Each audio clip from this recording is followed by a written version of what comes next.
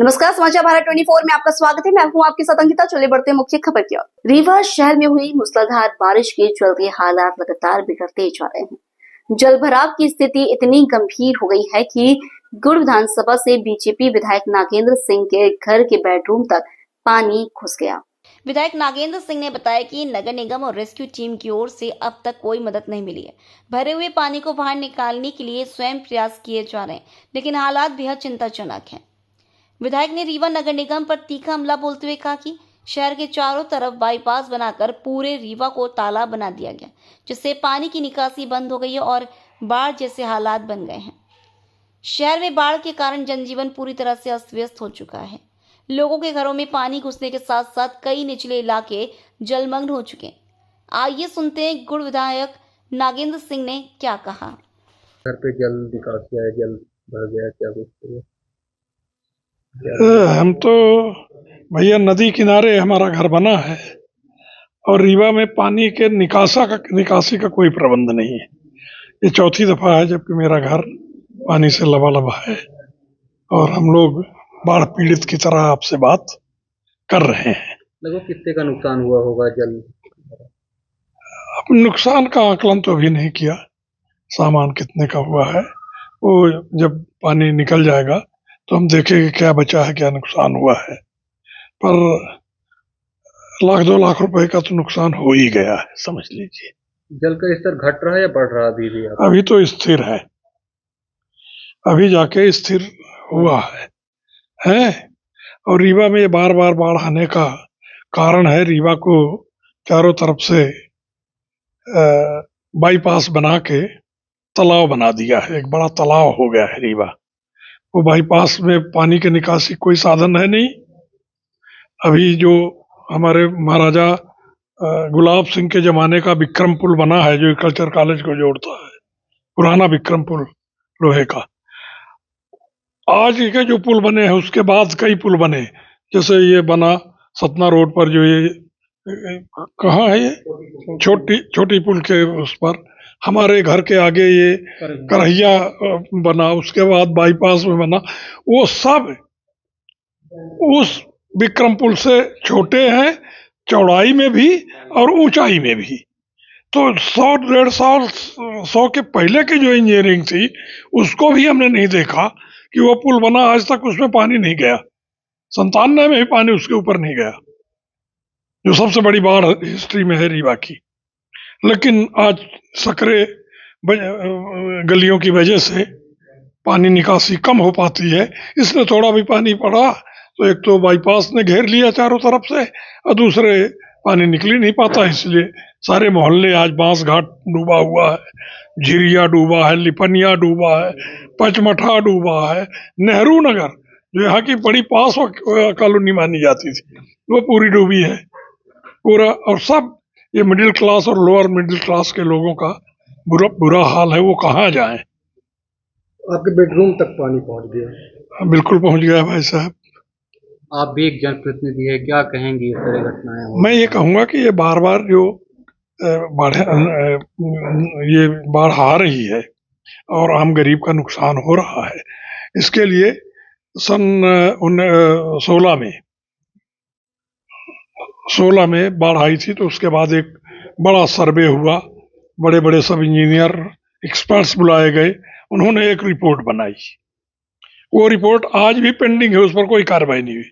उस रिपोर्ट में कहा गया था कि या तो एक बड़ा बांध बनाओ इन दोनों नदियों के संगम के ऊपर, और नहीं तो वहां से किला से लेके और इटहा गांव तक बाईपास नहीं, उसको इटहा बीच में ना बोलो भाई, इटहा नहीं है, इटहा गांव है जहां ये नदी जाती है, वहां तक इसको गहरा किया जाए, नदी को पूरा इसका सिल्ट निकाला जाए, गहराई की जाए, जहां चौड़ा करने की संभावना बन सके वहां उसका चौड़ाई बढ़ाई जाए। इसके 2 उपाय, और आज 10 साल से पेंडिंग है, उस पर कोई कार्रवाई हुई नहीं। हम बनाते हैं तो रिवर फ्रंट बनाते हैं, एयरपोर्ट हमने बनाया, बहुत अच्छा एयरपोर्ट में आज पानी घुसा, उसकी दीवार सब गिर गई है, तो हम कहीं इस बात का ख्याल ही नहीं करते हैं। आज गंगा ब्रिज जमुना ब्रिज जो 100-150 साल पहले के बने हैं उनमें कहीं आज एक बूंद पानी नहीं गया। और हमारी आज की इंजीनियरिंग है जो हर जगह फेल हो रही है, क्योंकि हमको तो लगा रहता है किसी तरह ठेका मिले, किसी तरह काम पूरा हो। हम ये नहीं देखते हैं कि इसके आगे क्या होगा, इसको कितना चौड़ा बनाना चाहिए, कितना गहरा बनाना चाहिए। अब पानी गिरेगा तो ये घर भी पूरा डूब जाएगा अगर पानी गिरेगा तो। अब ईश्वर की जो मर्जी होगी वो होगा। Thank you. ठीक। सर ये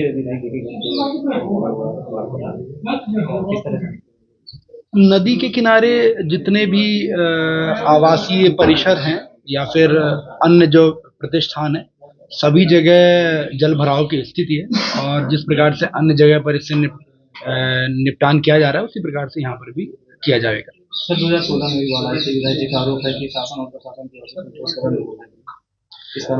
देखिए, जो प्राकृतिक चीजें होती हैं, हवा, पानी, जल, उनका जब प्रकोप एक सीमा से अधिक बढ़ जाता है तो उस पर मानवीय नियंत्रण नहीं हो सकता है।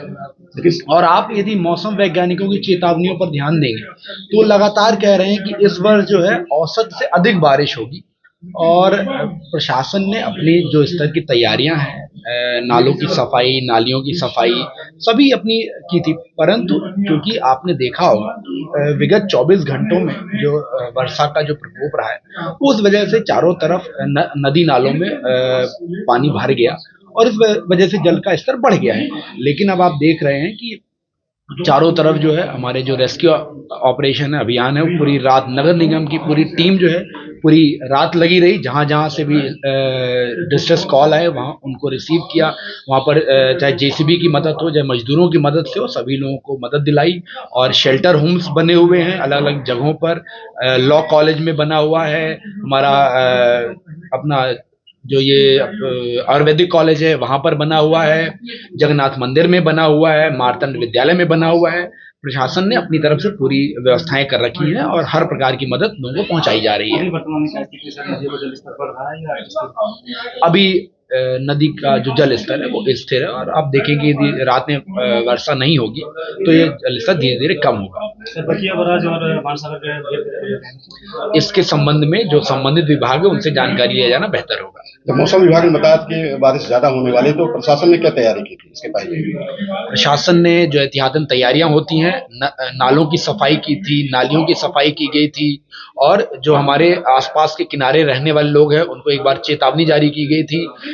कमिश्नर साहब नगर निगम जो हैं उनके साथ मैंने स्वयं जाकर के जितने भी निचले इलाके उन सभी पर भ्रमण किया था, सभी को चेतावनी जारी की गई, सभी को सूचित किया गया था। अगर नगर नाली और साफ किए गए थे तो कैसे जाम लगा हुआ है, नालियों में जाम कैसे होगा? देखिए, हर एक की एक सीमा होती है। जब कोई भी चीज अपने औसत से अधिक होती है तो उसकी तैयारियां अलग तरीके से होती हैं और कोई ये एक दिन की चीज नहीं है, ये सतत चलने वाली तैयारी है और आगे जब हम आज जो चीजें देख रहे हैं उसकी आगे तैयारी की जाएगी। प्रशासन ने पहले से क्यों तैयारी नहीं की, इस तरह की स्थिति निर्मित हुई? देखिए, मैंने पूर्व में भी बताया कि हवा, पानी, जल ये ऐसी चीजें हैं जिन पर किसी का नियंत्रण नहीं होता है। जो वर्षा हो रही है औसत से अधिक हो रही है और जो भी तैयारियां हैं वो अपने हिसाब से की गई हैं। आज विधायक जी के बेडरूम तक पानी घुस गया, इस पर क्या व्यवस्थाएं कर रही है आप? देखिए, ये जो माननीय विधायक जी का जो निवास है वो जस्ट नदी से लगा हुआ है, तो पूरे भारतवर्ष में नहीं पूरे विश्व में जब वर्षा काल आता है तो जो नदियां हैं वो अपना मार्ग छोड़ करके अगल बगल बहती हैं, तो ये तो प्राकृतिक चीज है। 97 के बाद स्थिति निर्मित हुई है रीवा में जी। जब भी औसत से अधिक वर्षा होगी तो बाढ़ की स्थितियां निर्मित होती ही हैं, हर जगह निर्मित होती हैं। आप हमारे चैनल समाचार भारत 24 को लाइक, शेयर, सब्सक्राइब करें। साथ ही ऐसे ही ताजा तरीन खबरों को देखने के लिए देखते रहें समाचार भारत 24, हर पल हर खबर।